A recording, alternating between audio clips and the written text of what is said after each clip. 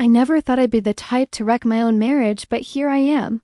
I'm Vicky, 32 from Michigan, and I need to get this off my chest. You know those moments where you say something you can't take back? Yeah, well, I had one of those, and it basically blew up my entire life. But let me start from the beginning, because honestly, I still don't think I'm entirely to blame here. I met Henry at my friend Melissa's wedding 3 years ago. He wasn't even supposed to be there. He was filling in for another groomsman who got sick last minute. That's when I first noticed the contrast. Between him and his brother Chase, Henry had this quiet thing going on, you know? He wasn't trying to be the center of attention like most guys. Plus, being a commercial airline pilot definitely made him stand out from all the boring accountants and salesmen. I usually met Chase was the life of the party though. He kept everyone laughing, Mew.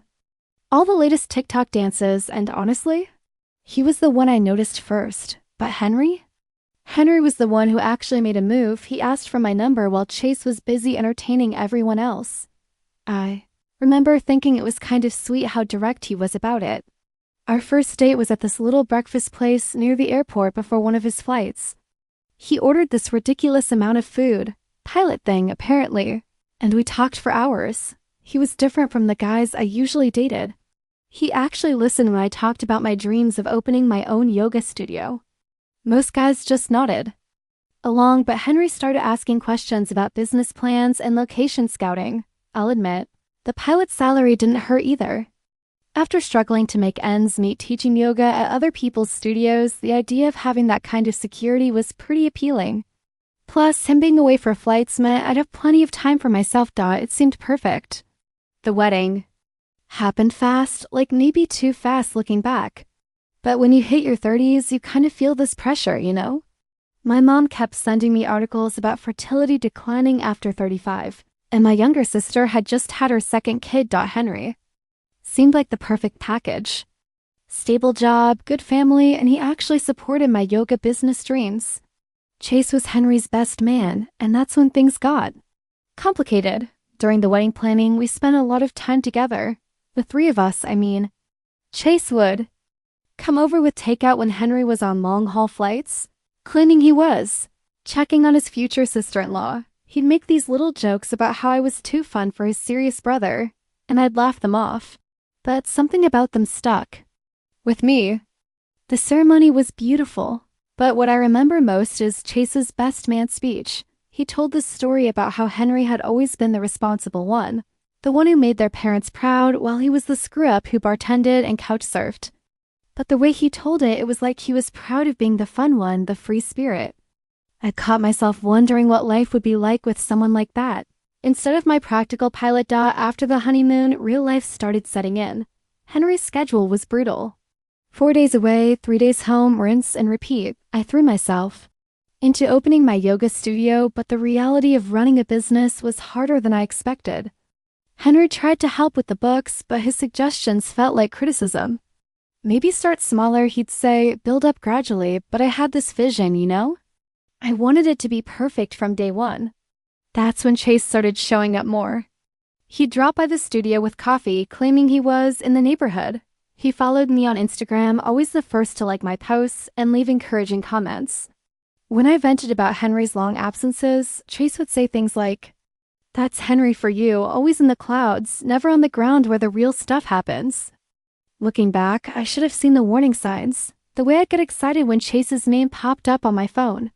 How I'd find myself dressing up a little more on days I knew he might stop by the studio. The way I'd compare them in my head. Henry's careful planning versus Chase's spontaneity. Henry's silence versus Chase's constant communication. But I justified it all.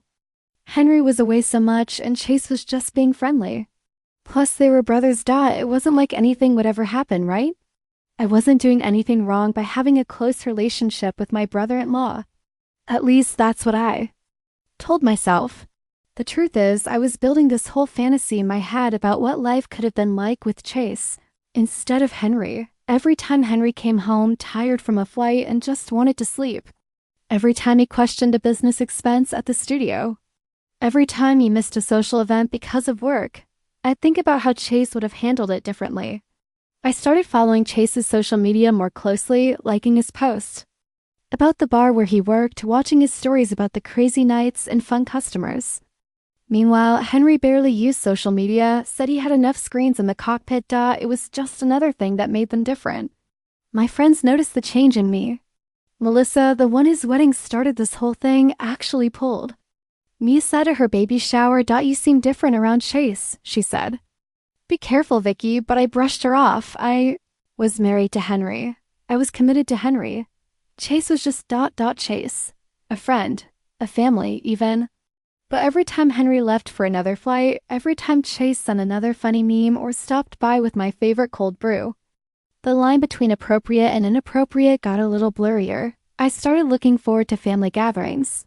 Not because I'd see my husband, but because I knew Chase would be there with his stories and his jokes and his way of making me feel like the most interesting person in the room.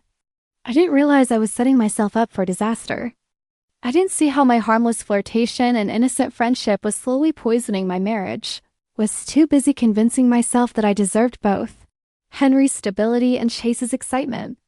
Too busy blaming Henry's absences for my growing closeness to his brother, too busy playing with fire to notice I was about to get burned. Things really started falling apart 6 months into the marriage. Henry's airline added more international routes, which meant longer stretches away from home. The money was better. Sure, but I was spending most evenings alone in our new house, scrolling through social media and watching Chase's stories from the bar. He always seemed to be having so much fun while I was stuck at home managing a struggling yoga studio. I started making excuses to see Chase more often. I'd sign up for evening classes at his gym, conveniently located near his bar. Just trying to expand my yoga network, I told Henry when he noticed the charges. Chase would stick around after his workouts and we'd grab dinner, talking about everything and nothing. He understood my frustrations with the studio in a way Henry didn't. While Henry would suggest practical solutions like reducing class sizes or raising prices, Chase would tell me to follow my heart and that money wasn't everything. The studio was bleeding money. If I'm being honest, I'd maxed out 2 credit cards buying high-end equipment and luxury decor, convinced that Instagram-worthy aesthetics would bring in clients. Henry started asking questions about the business, finances, but I got defensive. "You're never here anyway," I'd snap. "What do you care how I run things?" That's when the secret meetings with Chase started. I told myself it was for business advice. He ran a bar after all. But we both knew that was just an excuse. We'd meet at this quiet coffee shop across town, far from his usual haunts. He'd listen to me complain about Henry's absence, about his obsession with saving money, about how he didn't understand my vision for the studio. "Henry's always been like that," Chase would say, leaning in close, "all work and no play. Remember that time he missed your studio's opening party because of a last-minute flight?" Of course I remembered. Chase had been there instead, helping me welcome my first clients, making everyone laugh with his silly attempts at yoga poses. Our text conversations got longer and more frequent. I started checking my phone constantly, hiding the screen whenever Henry was home. Chase would send me songs that reminded him of me, funny memes about yoga, pictures of sunsets from the bar's rooftop with captions like, "Wish you were here to see this." I saved them all. Henry noticed the change in me, I think. He started trying harder when he was home, cooking dinner, suggesting date nights, but I was already pulling away. Everything he did seemed wrong somehow. His practical gifts felt thoughtless compared to the little surprises Chase would leave at the studio. My favorite energy drinks, cute workout tanks he'd seen at the mall. The money issues got worse. I kept hiding purchases from Henry, justifying them as business expenses. Chase encouraged this, telling me I deserved nice things, that Henry was too controlling with money. When Henry found out I'd spent our vacation fund on a meditation room renovation, he was furious. "You're acting like a teenager," he said. "This isn't sustainable." I stormed out and drove straight to Chase's bar. That night, Chase and I stayed talking until closing time. He mixed me fancy cocktails and listened to me rant about Henry's controlling behavior. "You're too good for this," he said, touching my hand across the bar. "You deserve someone who gets you." The way he looked at me, I felt something shift between us that night. The next day, Henry tried to have a serious conversation about our finances. He'd found more credit card statements I'd hidden, Instead of owning up to my mistakes, I turned it around on him. Maybe if you were home more, I wouldn't need to spend money to feel better, I said. Chase understands that people need more than just practicality to be happy. That was the first time I saw real hurt in Henry's eyes. He got quiet, quieter than usual, and left for a 3-day flight without saying goodbye. I told myself he was overreacting. Chase agreed with me when I called him crying about it. He came over that night with takeout and wine, and we sat on the couch watching bad reality TV until 2 a.m. Looking back, I can see how it all snowballed. Every time Henry questioned my decisions, I'd run to Chase. Every time Henry was away, Chase was there. I started comparing them constantly, how Chase would compliment my new yoga outfits, while Henry would ask about the price tags, how Chase would spontaneously bring me lunch while Henry stuck to our agreed budget for dining out. The breaking point started at a family dinner at Henry's parents' house. I'd had a rough week at the studio, 3 clients had canceled their memberships, complaining about the high prices. Henry had suggested lowering the rates again, and I was still angry about it. So when his mom brought out the wine, I didn't hold back. Chase was sitting across from me, telling everyone about this wild bachelor party at his bar. Henry was quiet, picking at his food, probably tired from his flight. The wine made me bold. I started laughing too loud at Chase's jokes, leaning forward. When he talked, touching his arm when he passed the salt. "Remember when you came to my studio opening?" I said, louder than necessary. Chase actually showed up, unlike someone. I saw Henry's jaw tighten, but I kept going. He even tried doing yoga. You should have seen him in Downward Dog. Chase shifted uncomfortably, but I was on a roll. The wine was hitting hard, and all my pent-up frustrations were spilling out. Chase never misses my classes when he's free, unlike my own husband, who's always too busy flying around the world. Henry's mom tried changing the subject, asking about my parents' upcoming visit, but I couldn't stop myself. You know what's funny? Chase knows more about my business than Henry does. He actually listens when I talk about it, instead of just throwing money problems in my face. The table got quiet. Henry put down his fork, his face unreadable. His dad cleared his throat and started talking about the weather, but I wasn't done. Something in me wanted to hurt Henry, to make him feel as neglected as I did. "Must run in the family," I said, swirling my wine, being emotionally unavailable. Well, except for Chase. Guess one brother had to get all the personality. Chase stood up abruptly. "I should go, early shift tomorrow." He couldn't even look at me. Henry's mom tried to convince him to stay for dessert, but he made his excuses and left. The silence after he went was deafening. Henry didn't say a word on the drive home. I filled the silence with bitter comments about his family being too sensitive, how they never really accepted me. He just kept his eyes on the road, his knuckles white on the steering wheel. When we got home, I expected a fight. I wanted one. Instead, Henry just looked at me with this mixture of disappointment and resignation that made my stomach turn. "We need to talk about what's going on with you and Chase," he said quietly. I went on the defensive immediately. "There's nothing going on. We're friends, he's my brother-in-law. Am I not allowed to have a relationship with your family?" "A relationship, yes. But what you're doing, this isn't that. What exactly am I doing, Henry?" "Being friendly, having actual conversations, showing emotions. Like a normal person instead of walking around like some robot?" He just shook his head. "You know exactly what you're doing, Vicky, and so does everyone else." That made me furious. "Oh, so now everyone's talking about me, your perfect family looking down on me again?" "At least Chase treats me like a person instead of some problem that needs to be fixed." Henry went quiet again. That infuriating pilot calm that made me want to scream. "I'm going to stay at a hotel tonight," he said finally. "I think we both need some space to think." Running away again, I called after him as he packed an overnight bag. "That's what you're good at, right? Leaving me alone while you fly off to wherever?"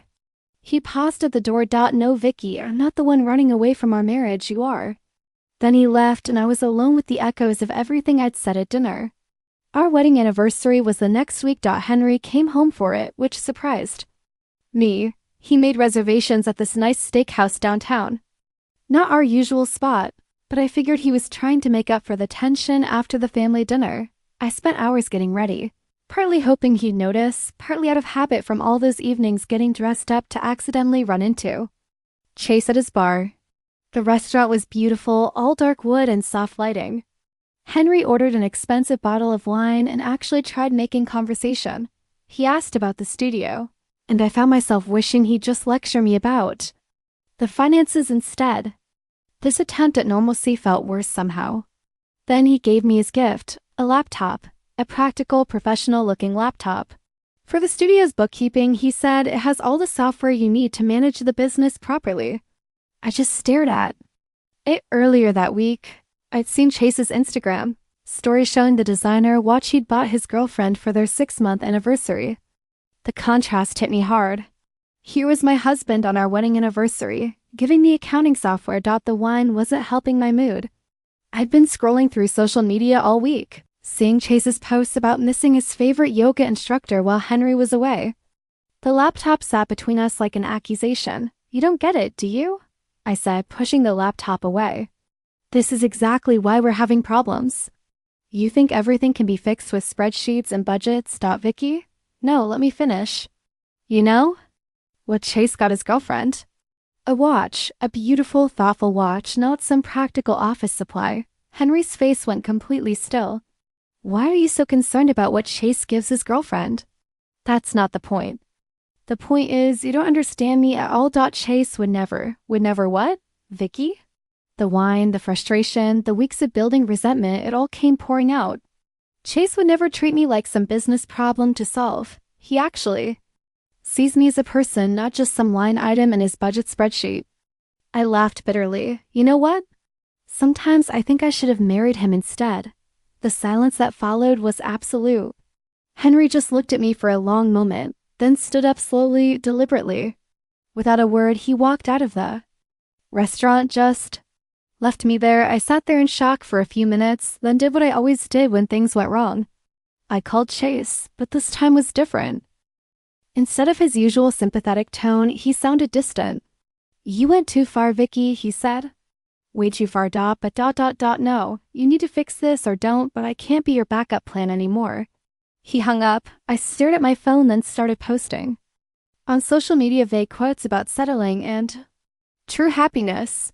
I was sure Henry would see them and realize he was overreacting. He'd come home, apologize for walking out, and we could pretend none of this had happened. But Henry didn't come home that night, or the next, or the next. 3 days of silence. I called his parents. They said he was taking some time to think. Tried Chase again, but my calls went straight to voicemail. His Instagram showed him at work, but he blocked my comments. I started feeling nervous. This wasn't how things were supposed to go. Henry was supposed to chase after me, to fight for me. Chase was supposed to be there to validate my feelings. Instead, I was alone in our big house with nothing but a laptop full of accounting software for company. When Henry finally came back, he wasn't alone. He had a manila envelope tucked under his arm, and a look I'd never seen before. Not angry, not hurt, just done. He set the envelope on our kitchen counter while I stood there in my yoga pants, trying to act like I hadn't been obsessively checking both brothers. Social media for 3 days straight. I think you should sit down, he said, using his pilot voice, the one he probably used during turbulence to keep passengers calm. I sat. He opened the envelope and started laying out papers. Screenshots of text messages, Instagram DMs, photos of Chase and me at that. Coffee shop across town. Security camera stills from his bar showing us staying late after closing. Bank statements showing all the times I'd eaten at his bar when Henry was flying. Everything had dates, times, locations. Chase gave you these? My voice sounded small, even to me. He's my brother, Vicky. Did you really think he wouldn't tell me what was going on? He's been keeping me updated for months. The reality hit me like a slap. All those times Chase had listened to me complain about Henry, all those secret coffee meetings, all those late-night texts, Henry had known. Chase had been reporting back to him the whole time. That's invasion of privacy? I tried to sound outraged, but it came out weak. You had your brother spy on me? No, Vicky, I had my brother protect me. From you, he slid another paper across the counter. Divorce papers. Already filled out, just waiting for my signature. Nothing even happened with Chase. We never, didn't it? Henry's voice was tired. Maybe not physically, but you chose him. Every time you ran to him instead of talking to me. Every time. You compared us. Every time you undermined our marriage to get his attention. And then that comment at dinner, I was drunk. It was just a joke. No, it wasn't, and we both know it. My phone buzzed. Instinctively, I reached for it, hoping it was Chase. Instead, it was a notification that Chase had blocked me on Instagram. When I looked up, Henry was watching me with a sad, knowing look. He's engaged, by the way, Henry said quietly. Has been for 2 months. That designer watch you were so impressed by, it was an engagement gift. He just didn't post about it because he knew you'd make a scene. The room started spinning. Chase was engaged to that girlfriend he barely posted about? All those times. He'd let me flirt with him? All those deep conversations about feelings and understanding. You know what the worst part is? Henry continued. He tried to warn me before the wedding. Said you seemed more interested in him than me, but I defended. You told him you were just friendly, that you'd never.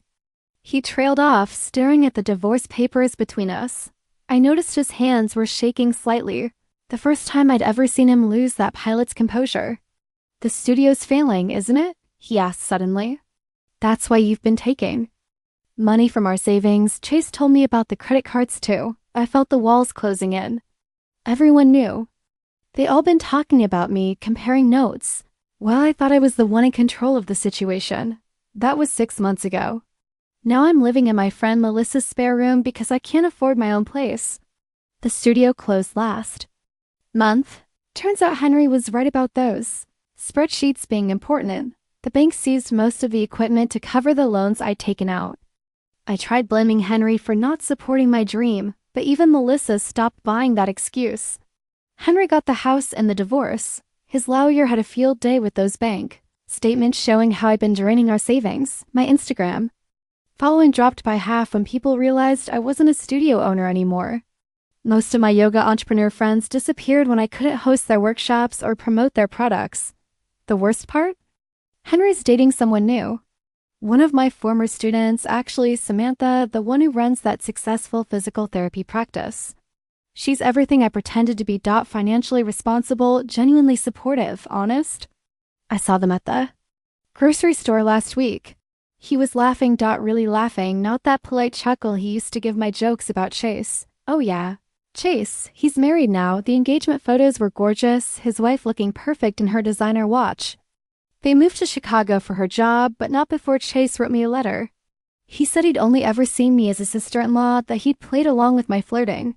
Because he was gathering evidence for Henry, that all those deep conversations were just him trying to protect his brother. That he'd never been interested in me that way. He was just being nice because of Henry. My friends have mostly taken Henry's side. They say I was obviously wrong to flirt with Chase. That joking about marrying him instead was cruel. Even Melissa, who's letting me stay with her, keeps making these little comments about learning from our mistakes and taking responsibility. But here's the thing. I still think Henry shares some blame here. If he'd been more present, more understanding. About the studio, more like Chase, well, maybe things would have been different. Maybe if he hadn't been so focused on budgets and spreadsheets, I wouldn't have needed to look elsewhere for validation. I saw on Facebook that Henry's parents are hosting Thanksgiving this year. Samantha posted about helping with the cooking. Apparently she's good at that too. My invitation got lost in the mail. I guess Chase and his wife will be there, showing off their perfect life in that stupid watch. Sometimes I wonder what would have happened if I'd actually married Chase instead of Henry. But then I remember the look on his face when he gave those screenshots to Henry. How easily he turned on me. How he'd been playing me the whole time. At least Henry was always honest about who he was. The irony? That laptop Henry gave me for our anniversary would have been really useful for job hunting right now, but I left it behind when I moved out. Too proud to admit he was right about needing better business management. Melissa says I should see a therapist, work on myself before dating again. She doesn't understand that I'm not the problem here. I just made the mistake of marrying the wrong brother. Even if that brother never actually wanted me in the first place. The other day I drove past our old house. Henry's car was in the driveway next to Samantha's. Through the window, I could see them in the kitchen, cooking together. He was showing her something on that laptop, probably teaching her how to use those accounting programs he tried to get me to learn. They looked happy, comfortable, like they Belonged there, I sat in my car and cried for an hour. Not because I miss Henry, not really. But because somehow, I went from being a successful yoga studio owner with a pilot husband and a beautiful house, to sleeping on my friend's pull-out couch and teaching basic yoga classes at the YMCA. And the worst part, deep down in the quiet, moments when I'm really honest with myself, I know exactly whose fault it is.